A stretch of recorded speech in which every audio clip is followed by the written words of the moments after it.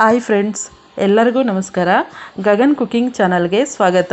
ಹೊಸದಾಗಿ ನಮ್ಮ ಚಾನಲ್ ನೋಡ್ತಾ ಇದ್ದರೆ ಸಬ್ಸ್ಕ್ರೈಬ್ ಮಾಡ್ಕೊಳ್ಳಿ, ಹಾಗೆ ಪಕ್ಕದಲ್ಲಿರೋ ಬೆಲ್ ಐಕನ್ ಕ್ಲಿಕ್ ಮಾಡಿ. ಬನ್ನಿ ಇವತ್ತು ಸಬ್ಬಕ್ಕಿನಲ್ಲಿ ನೆನೆಸ್ಬಿಟ್ಟು ಪಕೋಡ ಹೇಗೆ ಮಾಡೋದು ಅಂತ ತೋರಿಸ್ಕೊಡ್ತಾ ಇದ್ದೀನಿ. ತುಂಬ ಟೇಸ್ಟಿಯಾಗಿರುತ್ತೆ. ಈ ವಿಡಿಯೋ ನೋಡಿದ ಮೇಲೆ ಒಮ್ಮೆ ನೀವು ಕೂಡ ಟ್ರೈ ಮಾಡಿ ನೋಡಿ.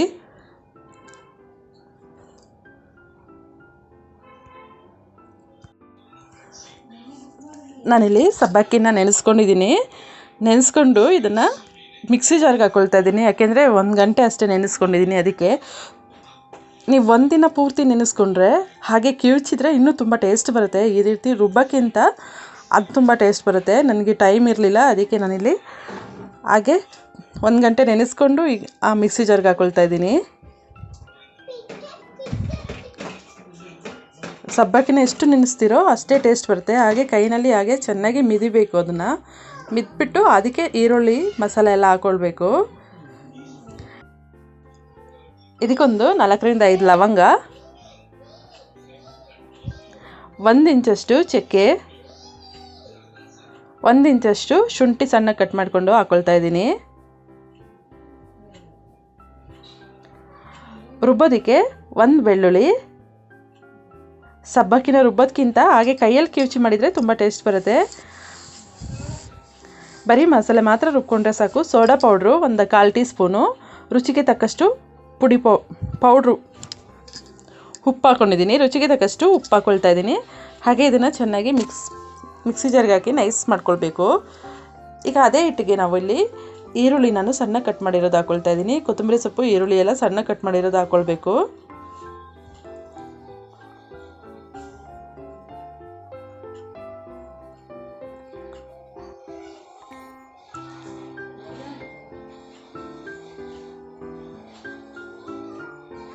ಈಗ ಇದಕ್ಕೆ ಚೆನ್ನಾಗಿ ಕಲಸಿದ ಮೇಲಿಂದ ನಾವು ಬಾಣಲೆಗೆ ಎಣ್ಣೆ ಕಾಯೋದಕ್ಕೆ ಇಟ್ಕೊಳ್ಬೇಕು.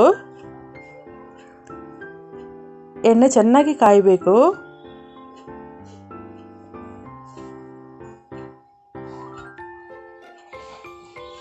ಈಗ ಎಣ್ಣೆ ಕಾದಿದೆ ಇದು. ಈಗ ಇದಕ್ಕೆ ನಾವು ಸಬ್ಬಕ್ಕಿನ ಪಕೋಡ ರೀತಿ ಹೀಗೆ ಎಣ್ಣೆ ಒಳಗಡೆ ಬಿಡಬೇಕು.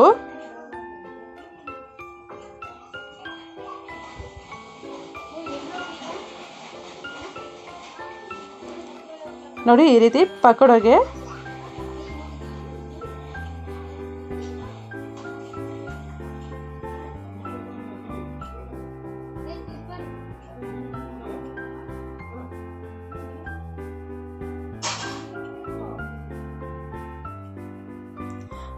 ಪಕೋಡ ರೀತಿ ತಟ್ಕೊಂಡು ಎಲ್ಲ ಹಾಕ್ಬಿಡ್ಬೇಕು. ಎಣ್ಣೆಗೆ ಈ ರೀತಿ ಹಾಕ್ಕೊಂಡು ಎಣ್ಣೆ ನೊರೆ ಹೋಗೋ ತನಕನೂ ಬೇಯಿಸ್ಕೊಳ್ಬೇಕು. ಆಗ ಇದು ಬೆಂದಿದೆ ಅಂತ ಹೇಳ್ಬಿಟ್ಟು ನಾನಿಲ್ಲಿ ಲೋ ಫ್ಲೇಮ್ನಲ್ಲಿ ಬೇಯಿಸ್ಕೊಳ್ತಾ ಇದ್ದೀನಿ.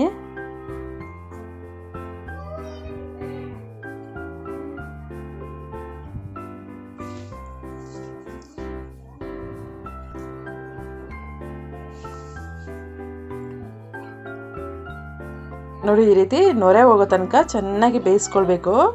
2 ಸೈಡು ಬೇಯಿಸ್ಕೊಳ್ಬೇಕು. ನೋಡಿ, ಈಗ ನೊರೆ ಎಲ್ಲ ಕಮ್ಮಿ ಆಗಿದೆ. ಈ ರೀತಿ ಬೇಯಿಸ್ಕೊಂಡ್ಮೇಲಿಂದ ಎಣ್ಣೆ ಸೋರೋದಕ್ಕೆ ಇಟ್ಕೊಳ್ಬೇಕು 1-2 ನಿಮಿಷ. ಚೆನ್ನಾಗಿ ಎಣ್ಣೆ ಸೋರಿದ ಮೇಲಿಂದ ಒಂದು ಪ್ಲೇಟಿಗೆ ಹಾಕಿದರೆ ಸಬ್ಬಕ್ಕಿ ಪಕೋಡ ರೆಡಿ ಆಗುತ್ತೆ.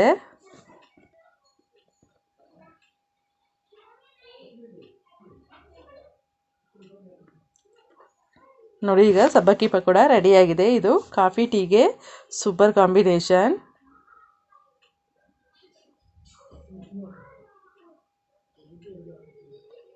ಈಗ ಎಣ್ಣೆ ಎಲ್ಲ ಚೆನ್ನಾಗಿ ಸೋರಿದೆ.